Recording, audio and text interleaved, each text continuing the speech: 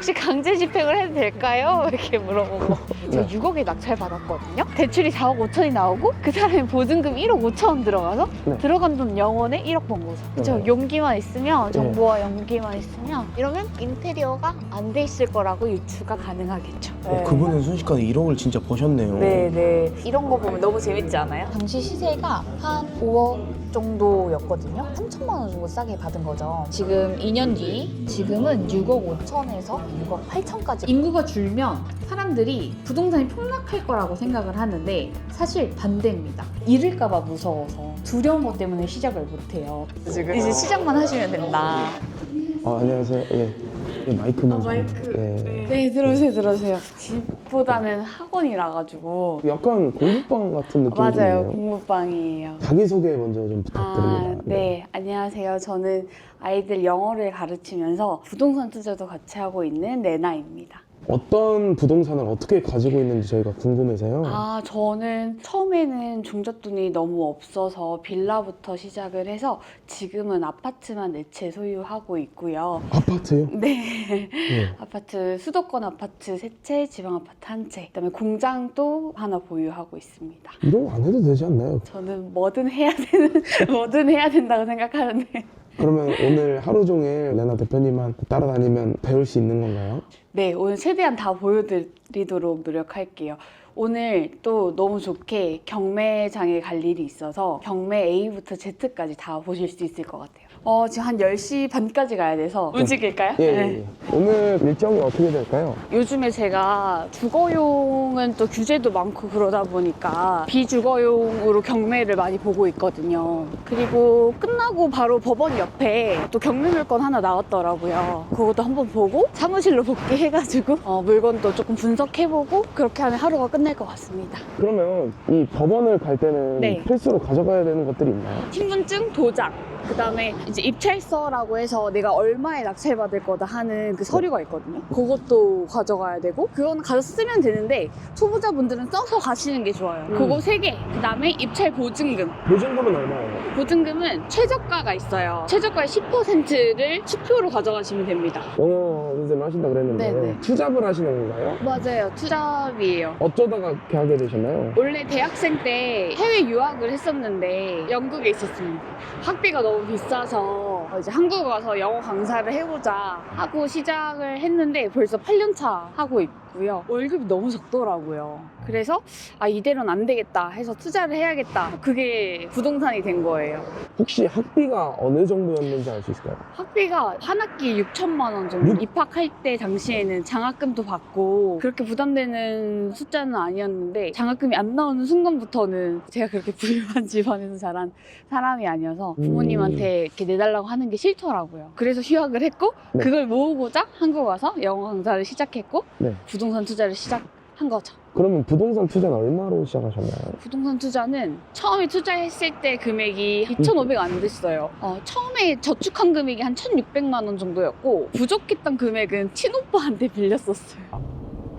버스에서 주로 뭐 하세요? 이것저것 네. 좀 보시는 것 같더라고요. 보통은 책을 읽을 때도 있고 잘 때도 있고 아니면 일 처리를 하거나 그때 좀 밀린 혼자 해야 되는 것들을 좀 하는 편이긴 해요. 차는 부동산 하는 사람들은 다 이해할 텐데 감가되는 느낌이 조금 싫긴 하더라고요. 부동산은 시간이 지나면 오르는데 차는 더 가격이 떨어지잖아요. 선뜻 못 사겠어요. 이렇게 입찰 가시기 전에 입찰 물건들을 미리 분석을 어떻게 절차가 돼요? 사실 입찰 가는 건 쉬운데 가기 전에 절차가 더 많거든요. 경매 물건 한번 찾고 분석을 하고 임장을 가고 투자 확신이 들면 그때 이렇게 입찰을 가는 거예요. 저는 법원을 그냥 일이 없어도 가기는 하거든요. 입찰을 할 게 없어도 가는 이유가 뭐냐면 분위기를 좀 봐야 돼요. 왜냐면 요즘에 부동산 분위기가 조금 주춤하잖아요. 왜냐면 다주택자들 물건 나오면서 주춤해지면서 변곡점이 생겼단 말이죠. 근데 이런 변곡점이 있을 때 분위기를 조금 보는 게 중요해서 요즘은 제가 주거용보다 비주거 이용에 조금 주력을 하고 있는데 그게 아직 사람들이 관심 있게 보진 않거든요. 그게 불 붙기 전에 분위기를 파악하는 거죠. 그래서 입찰 전에 해야 되는 것들이 되게 많은데 차근차근 알려드릴게요. 법원은 그러면 한 달에 몇 번 정도 가세요? 많이 갈 때는 일주일에 2번씩 가기도 해요.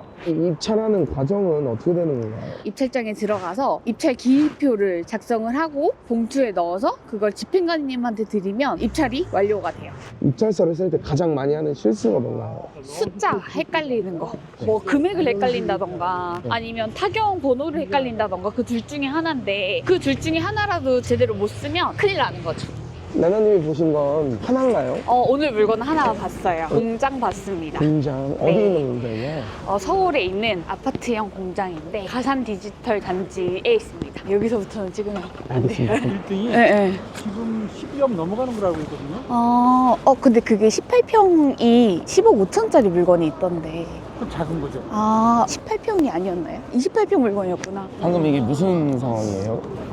물건을 입찰하신 분 직접 한번 여쭤봤어요. 지금 11억 정도에 낙찰 받으셨다고. 한 8억 정도겠구나 했는데 그게 18평이 아니라 28평이었어요. 28평은 12억이고 그분은 11억에 받아가신 거예요. 그럼 1억 정도를 싸게 받으셨죠? 갔다 오기 전하고 눈빛이 좀 달라지셨는데 이제 새로운 먹거리를 발견해서 너무 재밌고 빨리 수표 뽑아오고 싶어요. 지금 아파트 낙찰 받는 것도 보니까 시세보다 확실히 1억씩은 싸게 받아가는 게 보여가지고 사람들한테 알려주면 재밌을 것 같아가지고 이렇게 돈 버는 게 보이면 너무 재밌더라고요.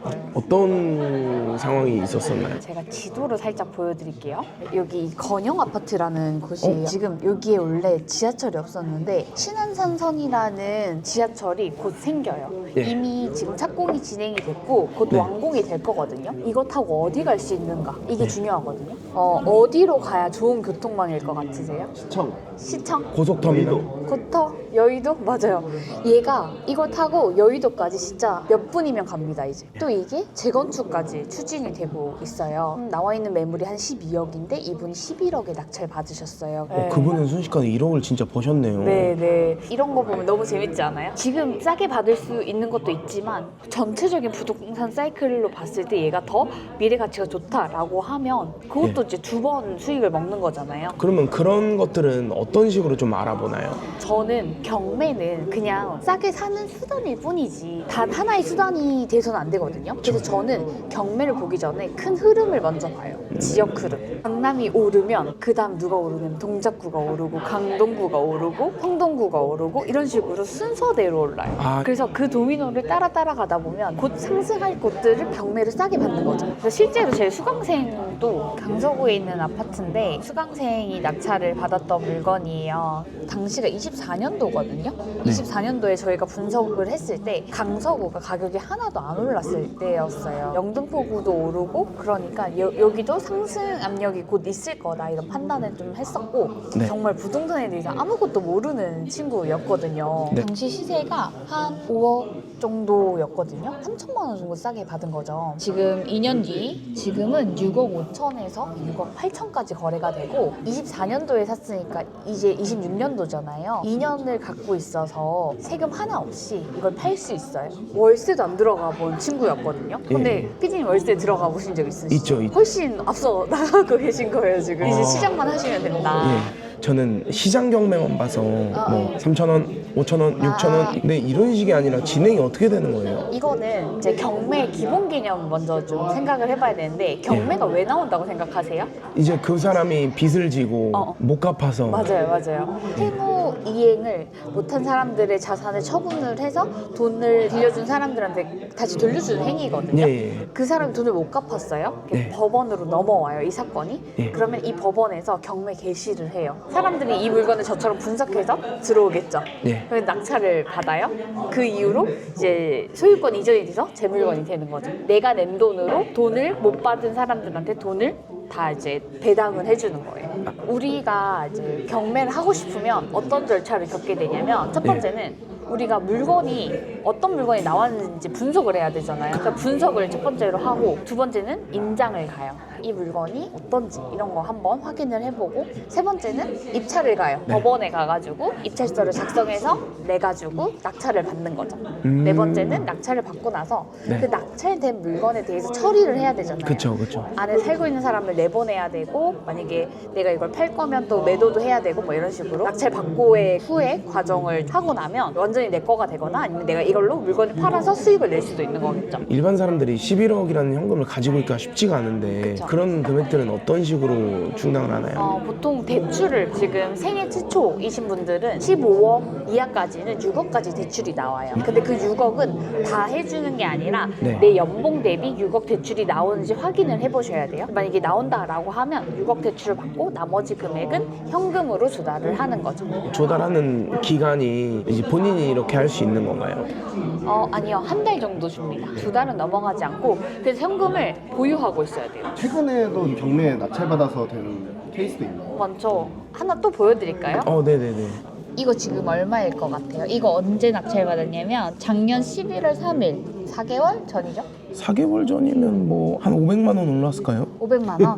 지금 시세가 14억이에요. 14억 4천만 원. 분석이 진짜 중요하네요. 이거를 분석을 했을 때도 제가 어떻게 분석을 했었냐면 22년도에 큰 하락장이 오고 그 다음에 23년도부터 송파구는 계속 올랐거든요. 근데 안 올랐던 것들이 있어요.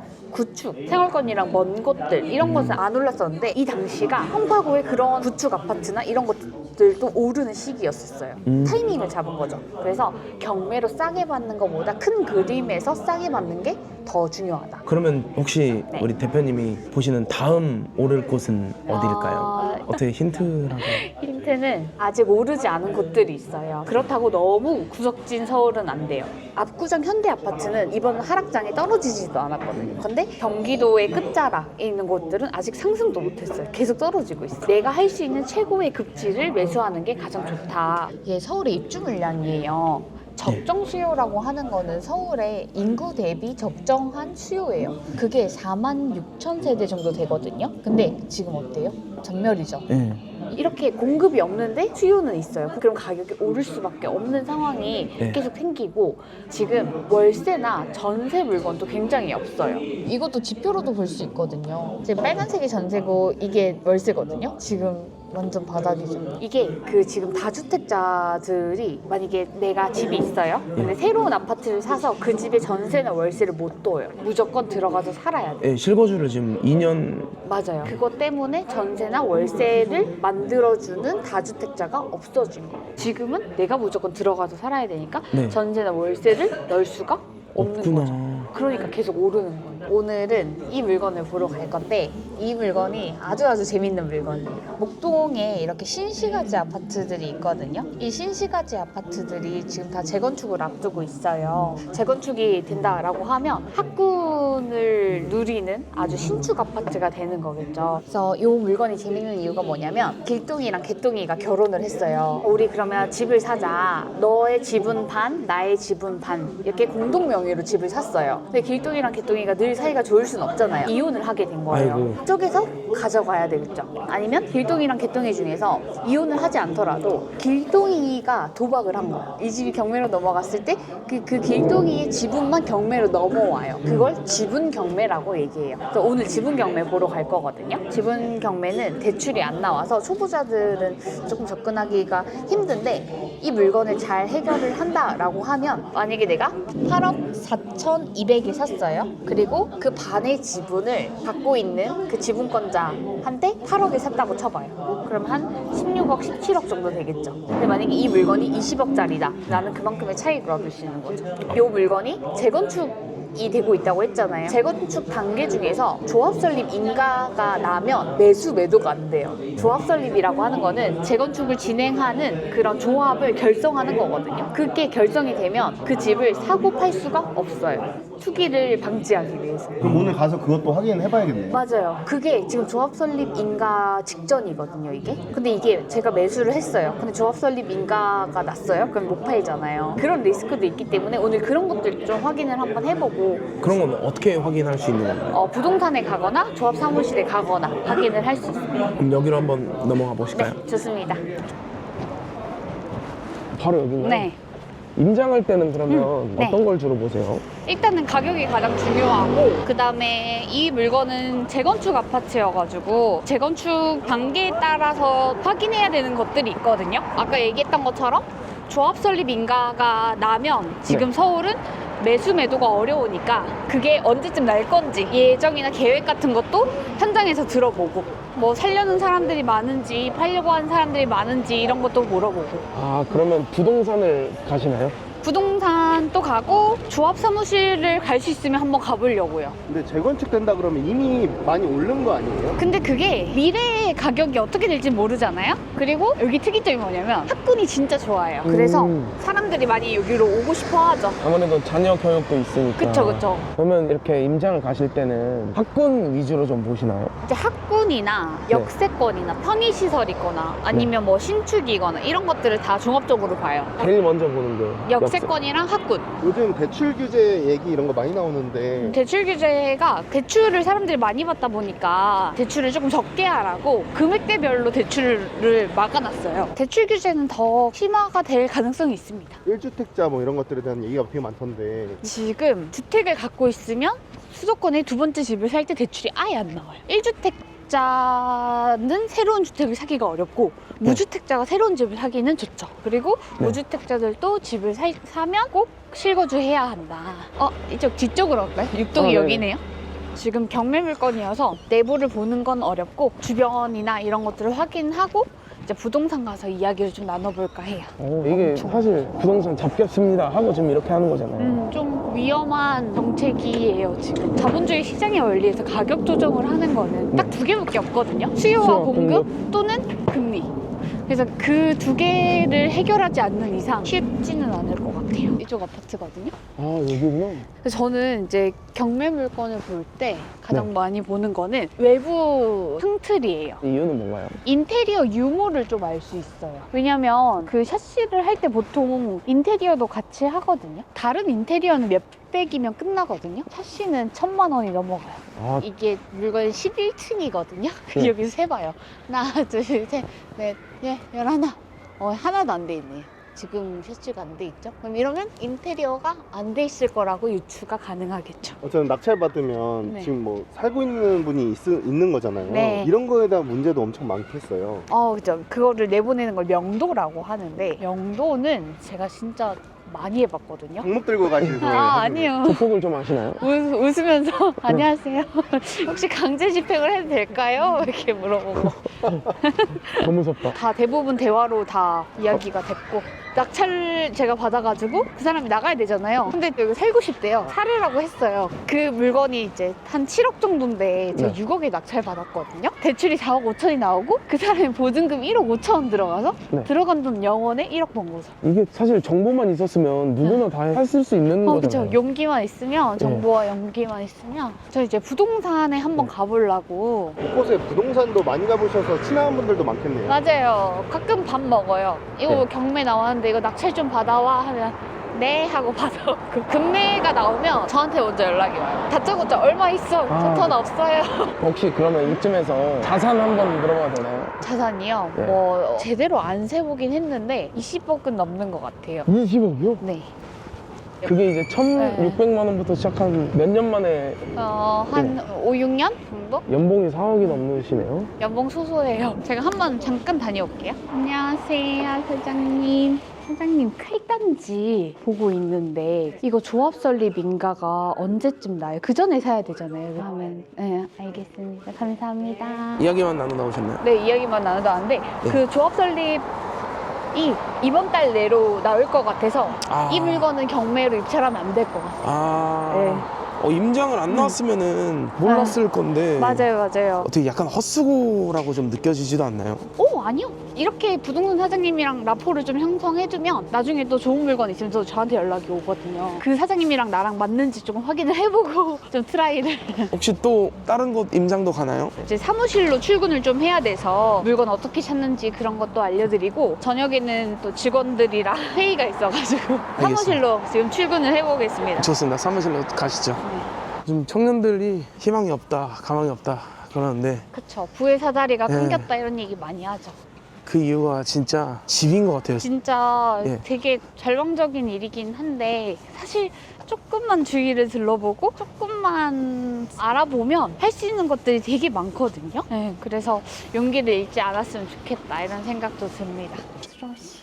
안녕하세요. 안녕하세요. 저 이사한 지가 얼마 안 되고 오늘 임장 가기 전이나 경매 낙찰 받기 전에 해야 되는 것들이랑 그다음에 제 하루 공부 루틴을 좀 알려드리려고 저는 아침에 일어나면 무조건 네이버 부동산 들어가서 뉴스 탭 들어가거든요. 한번 쭉 헤드라인을 좀 봐요. 아까 보여드렸던 것처럼 뉴스 스크랩을 하고 이제 제 생각을 또 쓰고 그러다 보면 또 관심 있는 지역들이 또 생기거든요. 여기 괜찮다라고 생각이 들면 임장 또 가고 이렇게 관심 있는 지역들을 계속 만들어 나가는 거죠. 이게 사실 아무리 이렇게 분석을 해도 네. 마음대로 되는 게 아니잖아요. 혹시 이렇게 떨어지는 경우도 있었었나요? 있죠. 이거를 우리가 정할 수는 없지만 부동산 경기가 갑자기 꺾일 수도 있죠. 저는 2022년도에 부동산 투자를 시작했는데 제가 시작하고 부동산 가격이 확 떨어졌거든요. 제가 매수를 했는데 몇천만 원이 떨어져가지고 거의 절반을 날려버린 적도 있고 제가 그때 당시에는 돈이 많이 없었기 때문에 가격 방어가 잘 안 되는 물건들이 많았었어요. 그 다음부터는 가격 방어가 되는 수요자가 많은 물건들을 좀 많이 찾았던 것 같아요. 당장 1,000만 원이 있다면 어디에 어떻게 하고 싶으세요? 1,000만 원 있으면 안 되죠. 더 있어야 됩니다. 2천만 원 정도가 있고 내가 생애 최초다라고 하면 일단 두 가지를 할 수 있을 것 같은데 서울 초기 재개발을 하던가 아니면 지방에 단타를 할 것 같아요. 네, 근데 지금 상황에서는 지방 단타가 조금 더 회전이 빠를 것 같거든요. 왜냐하면 서울은 매수를 하고 단타하기가 좀 쉽지가 않아요. 그렇기 때문에 지방을 해서 단타로 굴려볼 것 같아요. 근데 지방 아파트의 기준은 어떻게 세워야 되냐면 원래 팔리는 금액, 지금 당장 팔리는 금액이 있을 거 아니에요. 만약에 1억 5천이다. 그러면 1억 5천보다 낮은 금액을 팔리는 금액이라고 생각을 하고 그거보다 싸게 낙찰받아서 팔리는 금액에 판다. 이렇게 생각하셔야 돼요. 그렇게 2천만 원 가지고 1,000만 원 벌고 그러면 3천만 원 되잖아요. 이거를 한 4-5번 반복할 것 같아요. 그렇게 해서 이 돈을 1억에서 1억 5천으로 만들어서 그때부터는 서울이나 경기도의 4, 5억대 아파트를 노려보거나 아니면 분양권은 계약금만 있으면 되잖아요. 지금 당장은 그런 것들을 노려볼 것 같아요. 지방 아파트 2천으로 어떻게 해요? 이렇게 물어볼 수 있는데 만약에 1억짜리예요? 대출이 80%까지 나오거든요. 지방은. 그러면 8천만 원 나오잖아요. 내 돈 2천만 원 들어가고 뭐 부대 비용, 복비 이런 것들 이제 몇백 정도 돼요. 한 2천 얼마가 들어가겠죠? 그리고 내가 매도를 했을 때 차익이 1-2천만 원이 나와요. 부대 비용 빠지고 하면 남는 돈이 한 1,000만 원 정도. 그리고 텀은 한 3개월에서 6개월 정도 걸리거든요.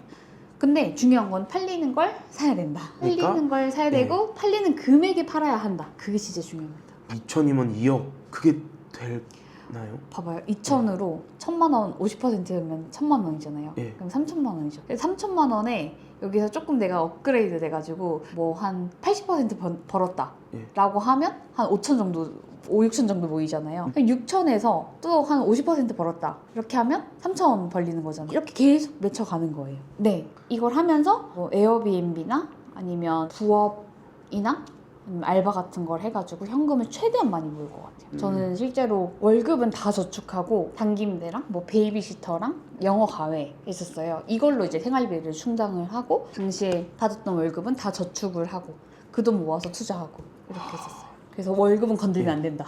먹고 싶은 게 있잖아요. 근데 이제 알바비는 한정적이고 그럼 집에 괜찮은 물건 뭐 없나 한번 봐요. 만약에 괜찮은 물건 있으면 깨끗하게 닦아서 당근에 올려서 팔아서 먹고 이렇게 했던 기억이 나요. 직원분이 격하게 고개를 끄덕이셨어요. 뭔가 그런 게 습관이 돼서 과소비를 좀 안 하는 편이거든요. 아무튼 이렇게 좀 짠테크를 하면서 돈도 모으고 월급은 투자를 위한 종잣돈으로 남겨놓는 거 그게 좀 중요한 것 같아요. 내가 모은 돈이 1억 미만이라고 했을 때는 그게 가장 중요하고 솔직히 말해서 내가 2천만 원이 있어요. 근데 나이가 20대야. 근데 그 돈이 다 잃었다고 쳐봐요. 20대의 2천은 정말 그걸 잃으면 너무 슬프겠지만 그 2천으로 만약에 배운 게 있다라고 하면 2천보다 더 큰 기회비용이 있을 수 있을 거라고 생각해요. 이 얘기를 하는 이유가 뭐냐면 사람들이 그게 잃을까봐 무서워서 두려운 것 때문에 시작을 못해요. 근데 사지 멀쩡하고 용기 있고 할 수 있다라는 마음만 있으면 내가 이거 잃어도 죽기야 하겠어? 약간 이런 마음이 또 생길 수 있잖아요. 투자는 공격적으로. 하지만 리스크 관리를 잘하면서 아까 지방 단타 이제 팔릴 만한 거 사라고 했는데 그럼 팔릴 만한 거를 볼 수 있는 노하우 3가지가 있을까요? 팔릴 만한 걸 찾는 노하우는 3가지가 없어요. 사실 1가지밖에 없습니다. 어떤 거가 있죠? 실거래가를 확인하라. 그 거래가를 확인하면 이게 팔리는 금액이잖아요. 그게 6천만 원에 팔려요? 그거 8천에 올리면 안 팔리겠죠. 6천에 올리는 거예요. 그럼 나는 그거보다 훨씬 싸게 받아서 그 수익 낼 수 있는 구간을 찾는 거예요. 그 물건을 찾으면 돼요. 근데 지방 단타 하려면 네. 지방에 자주 가거나 좀 해야 되진 않나요? 저는 이걸 단타로 팔 거기 때문에 입지나 이런 것들이 다 의미가 없었어요. 저는 이게 얼마에 팔리냐가 더 중요했거든요. 이게 얼마에 팔리는지 다 파악이 된 상태였고, 근데 이거는 초보자분들이 안 따라 했으면 좋겠어요. 왜냐면 따라할 위험하니까. 뻔했어요, 지금. 예. 네, 따라하면 안 돼요. 내부에 어느 정도의 그런 인테리어가 되어 있고 정보를 알게 되어서 조금 확신을 가지고 입찰을 할 수 있었죠. 그렇게 그럼 시세 차익을 얼마나 난 거예요? 한 6천만 원 들어가기는 했는데, 이걸 만약에 무주택자가 이걸 했다라고 하면 한 2천 투자해서 2천 벌 수 있는 물건이에요. 그러면 그 4천으로 또 투자하고 그거를 계속 반복해서 불려놓으면 수도권에 입성할 수 있는 시드, 최소 시드가 한 1억 5천이거든요. 네. 그 정도로 만들 수 있는 거죠. 지방에 아파트를 하나 분양을 받았는데 네. 분양가보다도 지금 실거래도 낮고 또 미분양이 나서 이런 거 어떻게 하면 좋을까요? 그러면 그 지역이 어딘지 한번 파악을 해봐야 되거든요. 충남 금산입니다. 저는 일단 이런 지방 아파트 상담을 할 때 중요한 거는 입주 물량, 미분양, 그다음에 입지를 보거든요. 지금 충남 금산군이 앞으로 입주 물량이 없기는 하지만 봐봐요. 미분양도 사실 점점 떨어지는 추세예요. 그래서 나중에는 가격이 조금 채워질 수는 있긴 하겠지만 이게 지도를 보니까 너무 인프라가 없어요. 자, 여기서 인프라라고 하는 거는 초등학교, 그 다음에 일자리, 여기 시골 같은 데는 역세권이 없으니까 터미널, 멋진 나무 인프라 되게 잘 돼 있거든요. 그런 거를 우리가 인프라라고 하지 않아요. 제 생각에는 이거를 빨리 정리하시는 게 좋을 것 같고, 그 돈으로 수도권에 내 집 마련하시는 게 가장 좋을 것 같습니다. 지방의 땅의 가치가 수도권처럼 계속 오르지가 않아요. 건물은 시간이 지나면 어떻게 돼요? 노후되죠. 노후되죠. 그러면 땅 가격은 그대로예요. 네. 건물가가 떨어져요. 가격이 어떻게 될까요? 떨어지죠. 떨어지죠. 수도권은 구축이 될수록 더 가격이 오르는 이유가 뭐냐면 집가가 오르기 때문이에요. 너무 노후화가 되면 재건축도 되잖아요. 서울이랑 수도권은 그렇게 버텨질 수 있는데 지방은 그게 아니니까 제 생각엔 빨리 파시고 이 돈을 뭉쳐가지고 수도권에 내 집 마련하시는 게 어떨까. 지금 당근 들어가시더라고요. 빨리 팔아야겠다. 당근으로? 당근 부동산으로? 네. 근데 모든 투자는 리스크를 갖고 있는 거니까 그런 공부를 잘 하고 하는 게 중요한 것 같아요. 주식이든 부동산이든 이게 왜 떨어졌고 왜 오르는지에 대해서 잘 알고 투자를 해야 되는 것 같습니다. 그럼 또 무조건 수도권이 좋나요? 이 질문에 이제 명쾌한 답을 할 수 있는 것 중에 하나가 인구가 줄고 있어요? 늘고 있어요? 줄고 있죠. 줄고 있죠. 인구가 줄면 사람들이 부동산이 폭락할 거라고 생각을 하는데 사실 반대입니다. 특히 수도권 시장에서는요. 대한민국을 머릿속에 한번 그려봐요. 대한민국에 이제 인구가 줄어요. 그러면 소도시들의 일자리가 없어지겠죠, 점점점. 근데 거기 남아있던 사람들은 일자리가 없으니까 결국 어디로 이동할까요? 수도권으로 이동하겠죠. 결국에는 인구가 줄고 일자리가 줄어들면 지방 소도시가 소멸이 되면서 더 과밀이 돼요. 그리고 과거에는 우리 할머니, 할아버지랑 합가해서 사는 집들이 꽤나 많았잖아요. 지금은 그렇지 않거든요. 네, 엄마, 아빠, 오빠, 나, 동생 이렇게 5명이다 라고 하면 엄마, 아빠 집, 오빠, 나, 동생 집 벌써 집이 4채가 필요한 거죠. 서울 수도권은 앞으로 집이 더 많이 필요해요. 하지만 지금 서울 입주 물량 어땠어요? 완전 바닥이었잖아요. 네. 그럼 계속 올라갈 수밖에 없네요. 저는 그렇게 생각하고 있습니다. 버블이란 얘기가 좀 들었던 것 같은데. 네.